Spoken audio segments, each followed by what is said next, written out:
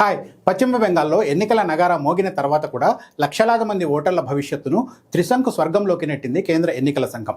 ఏకంగా 60 లక్షల మంది ఓటర్లకు అసలు ఓటు వేసే అవకాశం వస్తుందా లేదా అన్నది ఇప్పుడు అతిపెద్ద ప్రశ్నగా మారింది.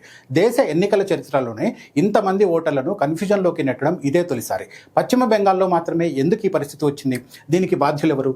ప్రజాస్వామ్య దేశంలో ఇన్ని లక్షల మంది ఓటర్లను పక్కన పెట్టడం సమంజసమేనా?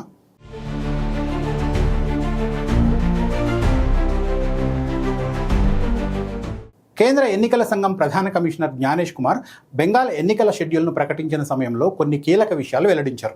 రాష్ట్రంలో మొత్తం అర్హులైన ఓటర్ల సంఖ్య 6.44 కోట్లుగా ఆయన తేల్చారు. అయితే స్పెషల్ ఇంటెన్సివ్ రివిజన్ పూర్తయిన తర్వాత ఫిబ్రవరి 28న ఈసీ విడుదల చేసిన తుది జాబితాలో 7,04,00,000 మంది ఓటర్లు ఉన్నారు.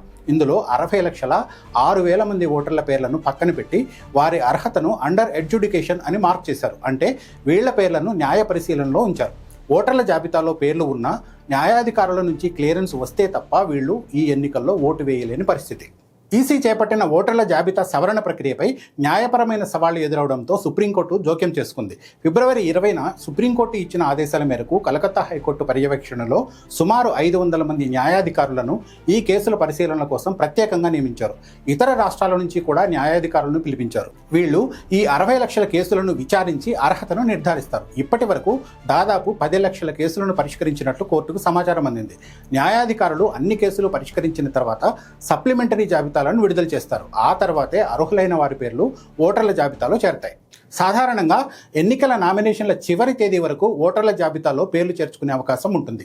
బెంగాల్ ఎన్నికల 2 దశలకు ఏప్రిల్ 6, ఏప్రిల్ 9 నామినేషన్లకు ఆఖరి తేదీలు. ఈలోగా ఇన్ని లక్షల మంది ఓటర్ల జాబితా పరిశీలించాల్సి ఉంటుంది. ఇలా ఓటర్ల అర్హతను తేల్చేందుకు ఏకంగా న్యాయమూర్తులను నియమించడం దేశ చరిత్రలో ఇదే తొలిసారి.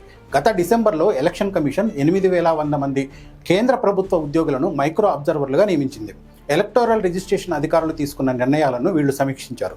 దేశవ్యాప్తంగా 8 రాష్ట్రాలు 3 కేంద్రపాలిత ప్రాంతాల్లో ఈ సవరణ ప్రక్రియ జరిగిన కేవలం బెంగాల్లోనే ఇలా మైక్రో అబ్జర్వర్లను, ఆ తర్వాత న్యాయాధికారులను నియమించారు. నామినేషన్ల గడువు వేగంగా సమీపిస్తుండడంతో నిర్ణీత సమయంలోగా ఆ 60 లక్షల మంది ఓటర్ల జాబితాపై క్లారిటీ వస్తుందా అన్నది ఇప్పుడు ఉత్కంఠగా మారింది.